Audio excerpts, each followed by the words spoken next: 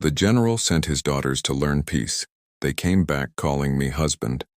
The diplomatic assignment, Cyrus Merrick stared at the holographic notification, hovering above his desk with a mixture of surprise and trepidation. The Galactic Peace Institute rarely assigned him high-profile cases. His expertise in comparative sociology usually meant documenting minor cultural exchanges, not handling diplomatic missions that could affect interstellar relations. Ambassador Merrick, Director Elaine Chen's voice emanated from the projection. The Vesperian High Council has requested you specifically. Their Crown Princess Lyra and her sister Naya will arrive tomorrow to study Earth customs for 6 months. This is unprecedented. No Vesperian royalty has ever left their homeworld before. Cyrus ran a hand through his dark hair, puzzled. Why me? I've never even worked with Vesperians. Your paper on adaptive cultural integration caught their attention. They believe your methodologies align with their learning objectives. Chen's expression turned serious. This isn't just educational, Merrick. The Vesperian Collective controls 3 resource-rich star systems we need access to. After decades of isolation, this is our opening. After the call ended, Cyrus spent the night reviewing everything known about Vesperia. A civilization of beings evolved from what humans might describe as cephalopods, though they had adopted humanoid forms over millennia of genetic manipulation. Their society valued knowledge, hierarchy, and something they called soul bonds above all else. Their skin tones ranged from lavender to deep indigo, and they communicated through both speech and subtle color changes visible to their species. The next morning, Cyrus stood nervously at the Institute's landing pad as the Vesperian diplomatic vessel descended through Earth's atmosphere, a spiral-shaped craft that glistened like mother of pearl in the sunlight. A small delegation of Earth officials gathered alongside him, all wearing their finest uniforms. When the ship's doors spiraled open, Cyrus held his breath. 2 figures emerged, moving with a fluid grace that made them appear to be floating rather than walking. Princess Lyra stood slightly ahead, her skin a rich purple with subtle patterns that shifted like clouds across her surface. Her eyes, large and expressive, contained multiple irises that seemed to evaluate everything simultaneously. Behind her walked Naya, similar in appearance but with a deeper violet hue and more reserved demeanor. Ambassador Merrick. Lyra spoke, her voice melodic yet precise. We have traveled far to learn from you. Cyrus performed the traditional earth bow, then the Vesperian greeting he'd practiced, pressing his palm outward with fingers splayed. Princess Lyra, Lady Naya, Earth welcomes you. I'm honored to be your guide during your stay. Please, said Lyra, her skin briefly flashing with patterns that Cyrus couldn't interpret. We come as students, not royalty. On Earth, we wish to be simply Lyra and Naya. As they walked toward the Institute's diplomatic quarters, Naya finally spoke, her voice softer than her sister's. Ambassador, is it true that humans form bonds without genetic compatibility testing? That you choose partners based on feelings? Cyrus felt his face warm. Well, yes. Human relationships are complex but generally founded on emotional connection rather than biological optimization. Lyra's skin rippled with what might have been amusement. Fascinating. Our council believes this emotional approach to bonding is why humans have advanced so quickly, despite your physiological limitations. We hope to understand it. Perhaps, Naya added, studying Cyrus with an intensity that made him uncomfortable. You could demonstrate these concepts during our education. That night, after settling the sisters into their quarters, specially designed to mimic the higher humidity and lower gravity of their homeworld, Cyrus updated his personal journal. Day 1 with the Vesperian delegates. They're nothing like what I expected. Princess Lyra seems bold, curious, almost aggressive in her pursuit of knowledge. Naya is quieter but watches everything with remarkable focus. They've asked unusual questions about human relationships and bonding rituals. I suspect their interest goes beyond academic curiosity, though I can't imagine why. Tomorrow we begin formal cultural exchange sessions. I hope I'm prepared for whatever they're really here to learn. He couldn't have known that on their ship. The sisters were having a very different conversation about him, one that would ultimately change the course of 3 worlds. Cultural exchanges weeks passed at the Galactic Peace Institute as Cyrus's relationship with the Vesperian sisters evolved from formal to something increasingly complex. Their daily sessions expanded from scheduled lectures to long walks through the Institute's botanical gardens, where earth plants grew alongside carefully maintained alien flora. "These are remarkable," Lyra said, her purple skin shimmering with patterns of appreciation as she touched a rose petal. "On Vesperia, our flowers communicate through chemical signals rather than visual appeal. They are tools, not objects of beauty." Cyrus watched her fascination with a growing warmth. Beauty often has purpose beyond function. Roses evolved their appearance to attract pollinators, but humans cultivate them simply because they please us. "Purpose beyond function," Naya echoed from behind them. Unlike her sister who touched everything, Naya preferred to observe, her deeper violet complexion rippling subtly as she processed information. "Is that how humans view relationships as well? Beyond reproductive function?" These questions about human intimacy had become increasingly frequent. Cyrus maintained professionalism, though he found himself drawn to their company more than protocol suggested was appropriate. "Yes, human bonds serve emotional and social needs beyond biological imperatives." He cleared his throat. "What about Vesperians? Your literature mentions soul bonds but contains little explanation." The sisters exchanged glances, their skin briefly synchronizing in pattern. "Soul bonding is sacred," Lyra explained. "When Vesperians find compatible minds, they can form neural links that allow thoughts to flow between them. Most bond with one partner, though royal lineages sometimes form triadic bonds for stability. Our parents shared such a bond," Naya added softly. "When our father died, our mother followed within days." "One cannot survive when half their mind is torn away." Cyrus felt a pang of sympathy. "I'm sorry. That sounds both beautiful and terrible." "It is our way," Lyra said, her pattern shifting to something more complex. "But we are here to learn alternatives. Human resilience intrigues us. How you form connections that can end without destroying you." As autumn turned to winter, the boundaries between teacher and students blurred.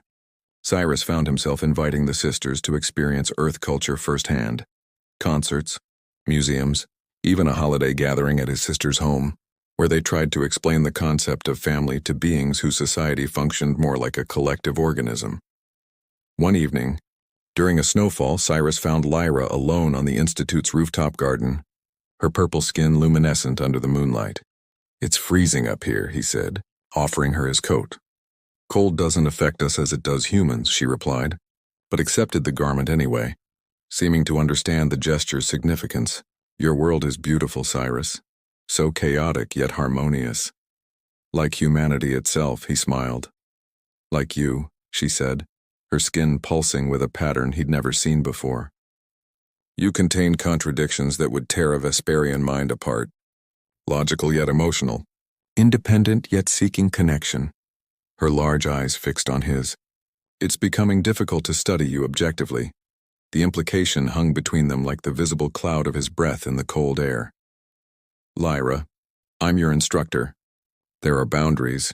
"In your culture," she interrupted. "Not in mine. On Vesperia, minds are drawn together by resonance, not rules." Before he could respond, the rooftop door opened and Naya appeared, her expression unreadable as she observed them standing close together. "The director is looking for you both," she said, her usually soft voice carrying an edge. "The Galactic Council has requested a demonstration of our cultural exchange progress. The demonstration would change everything." The misunderstanding. The Galactic Council's observation chamber buzzed with representatives from 12 worlds as Cyrus prepared to showcase 6 months of cultural exchange. Director Chen had been explicit, impress the Council, and Earth's resource treaties with Vesperia would be approved within days. "Today, we'll demonstrate how cross-species understanding builds diplomatic foundations," Cyrus began, trying to ignore the unusually intense patterns rippling across both Lyra and Naya's skin.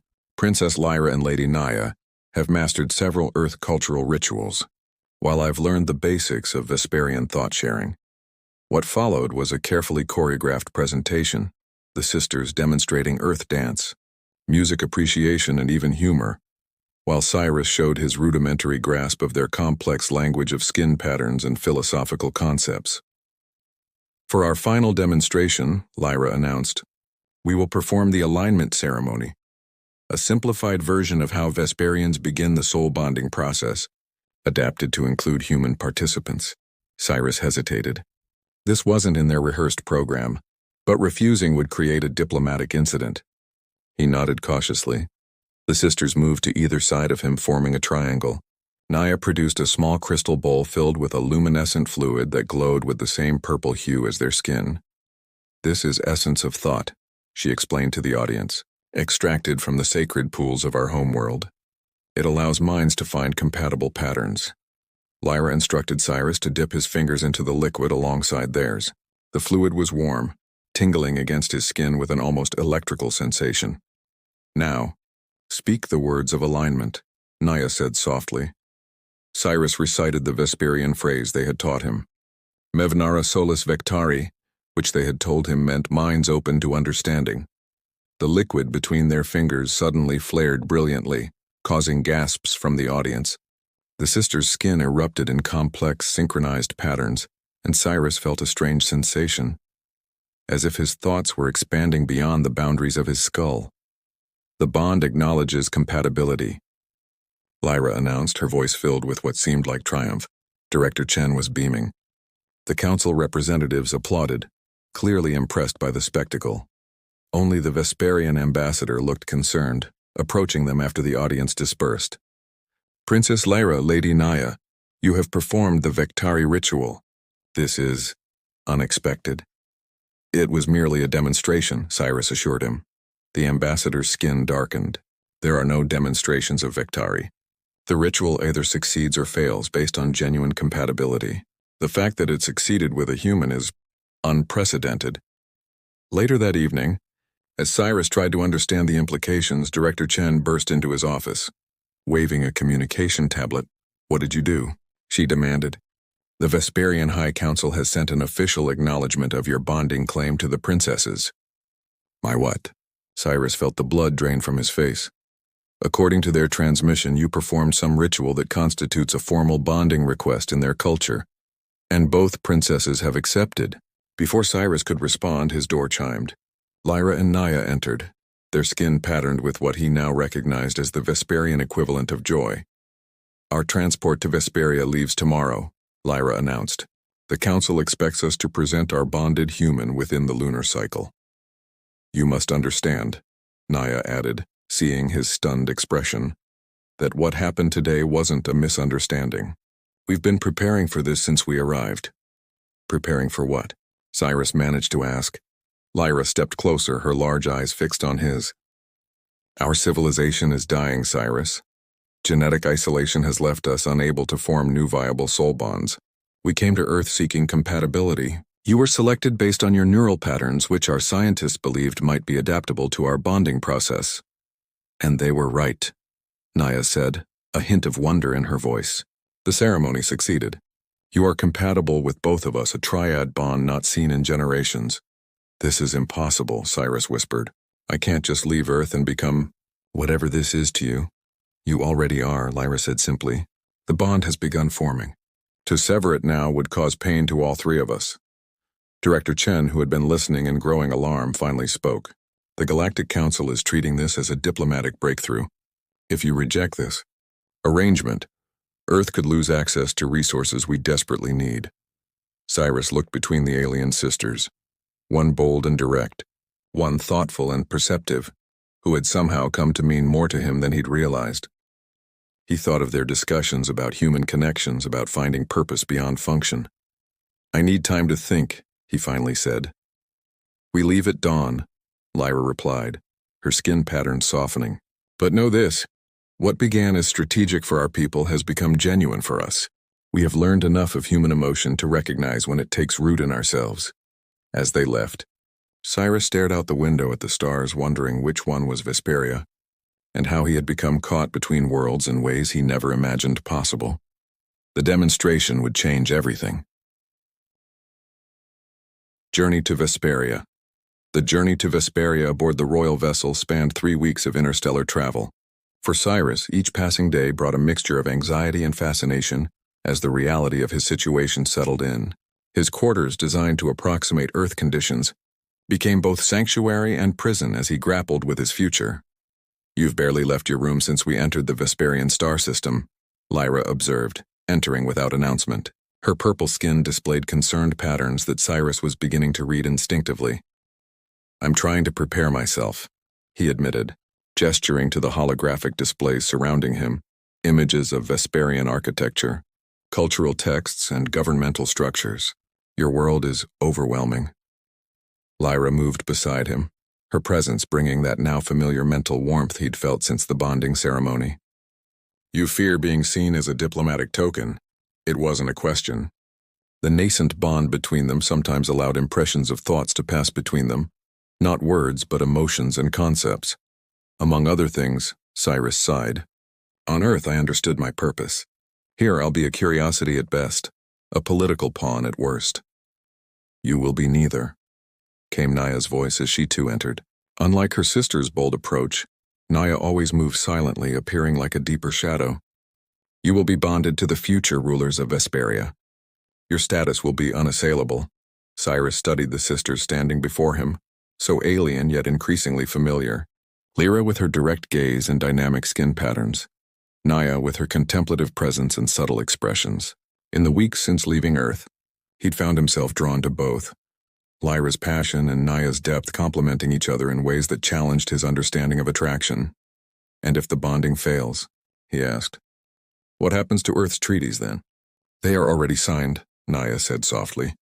"Director Chen negotiated terms while you were considering your options." Cyrus raised an eyebrow. "So my participation wasn't necessary after all?" "For treaties, no," Lyra admitted. "For us, yes." Her skin flushed a deeper purple. "What began as diplomatic strategy has evolved. Surely you feel it too." Before he could respond, the ship's communication system announced their approach to Vesperia. Through the viewing portal, Cyrus watched as they descended toward a world unlike any he'd seen, where architecture seemed to grow rather than be built, spiraling structures in iridescent hues rising from landscapes of crystalline formations and flowing energy fields. The landing platform teemed with Vesperians, their skin creating a sea of purple that shifted and changed like a living organism. At the forefront stood three figures wearing elaborate ceremonial attire, the High Council's senior representatives. "Remember," Naya whispered as they prepared to disembark, "show no hesitation. Vesperians respect certainty above all."